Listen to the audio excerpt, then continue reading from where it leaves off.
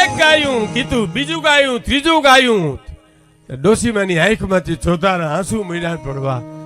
એટલે મેઘાણીભાઈ એટલું પૂછે, કેમ માં રોવા મીંડા?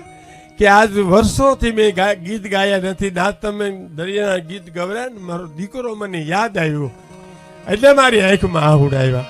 હવે હું નહીં આહુડા લ્યાવું, લ્યો હું ત્રીજું ગીત ગાઉં, તમે લખવા માંડો. તો કે હવે માં મારે લખવાય નથી અને સાંભળવાય નથી.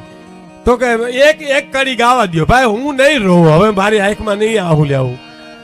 અને પછી એક કડી ગાઈ, એ જી દીકરા તન નહીં રે જાવા દાવ દરિયાની ખેપ, એ અલેણા એના આપણે રે હું દળી રે દળીને ભરીશ તારું પેટ, એ બાલુડા થાવા તને નહીં દિયું રે.